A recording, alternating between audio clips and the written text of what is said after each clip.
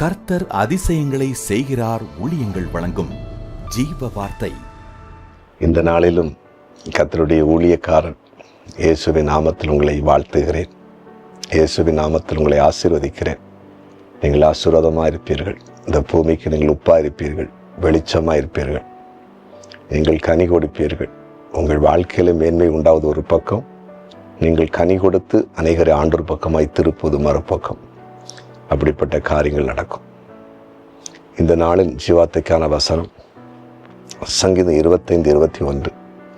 உத்தமும் நேர்மை என்னை காக்க கடவுது. நான் உமக்கு காத்திருக்கிறேன், நான் உமக்கு காத்திருக்கிறேன். ஆண்டவருக்காக காத்திருப்பது. கர்த்தருக்கு காத்திருக்கிறேன்னு சொல்வது, தேவன் ஒரு காரியத்தை நமக்கு செய்வேன் என்று வாக்கு பண்ணும்போது அந்த வாக்கு தத்து நிறைவேறுவதற்கு பொறுமையாய் ஜெபத்தில் காத்திருக்கணும். அது மிக மிக முக்கியமான ஒன்று.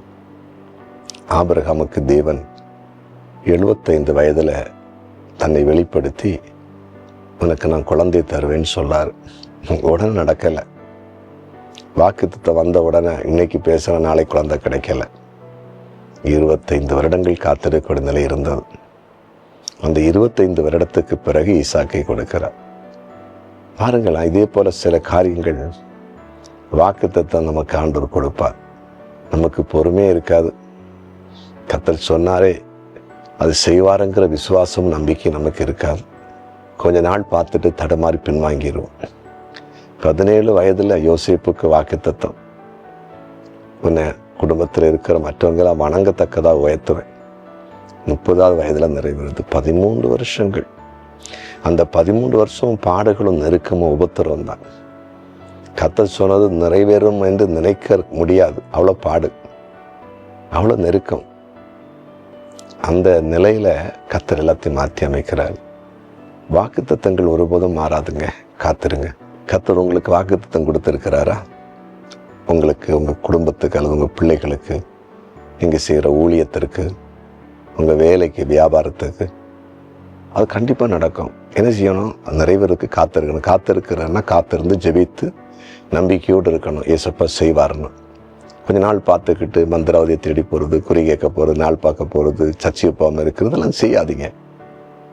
ஆண்டவர் சொன்னதில் நிறைவேறாது. உண்மையாக காத்திருந்து பாருங்க. கர்த்தர் சொன்னதை கண்டிப்பாக செய்வார். அவர் போய் சொல்ல மாட்டார். சரியா? ஜெபிப்போமா? ஆண்டவரே, உம்மை நன்றியோடு நாங்கள் ஸ்தோத்தரிக்கிறோம், துதிக்கிறோம். உமக்கு காத்திருக்கிற ஒரு கிருபை எல்லாருக்கும் கொடுங்க. வாக்கு பண்ண தேவன் வாக்கு மாறாதவர். உம்முடைய பிள்ளைகளுக்கு என்னென்ன வாக்குத்தத்தங்களை கொடுத்தீரோ அதை நிறைவேற்றப் போகிறீர். அதற்காக ஸ்தோத்திரம். அதை நீர் நிறைவேற்றும்படிக்கு உம்முடைய பாதத்திலே காத்திருந்து உம்மை துதிக்க, ஸ்தோத்தரிக்க, ஜெபிக்க கிருபை தாரும். ஏற்ற நேரம், ஏற்ற காலம் அந்த காரியம் அப்படியே நடக்கட்டும். அது உம்முடைய பிள்ளைகள் வாழ்க்கையில பலிக்கட்டும், அற்புதம் செய்யும். இந்த நாளில் ஒரு அதிசயத்தை ஒவ்வொருடைய வாழ்க்கையிலும் காணப்படும். இக்கட்டான சூழ்நிலைகள், நெருக்கடிகள் மாறி போகட்டும். வியாதிகள் விலகட்டும், பிசாசன் கட்டுகள் விலகட்டும், சமாதான கேடுகள் விலகட்டும். யாரெல்லாம் எதிர்காலத்தை குறித்து பயந்திருக்கிறாங்களோ இந்த சூழ்நிலைகளை மாற்றும். இன்றைக்கு பிறந்தநாளை காண்கிற ஒவ்வொருவரையும் நீர் அளவில்லாமல் ஆசீர்வதியும். திருமண நாளை காண்கிற குடும்பங்களை வாழ்த்துகிறேன். ஆசீர்வாதமாக இருக்கட்டும். கர்த்தருக்கு ஊழியம் செய்கிற தேவ பிள்ளைகள் உம்மால் ஆசீர்வதிக்கப்பட்டு மேன்மை அடைவார்களா? இந்த நேரத்தில் உம்முடைய ஊழியக்காரன் அனைவரையும் ஆசீர்வதிக்கிறேன். இயேசுவின் நாமத்தில் பிதாவே, ஆமென்.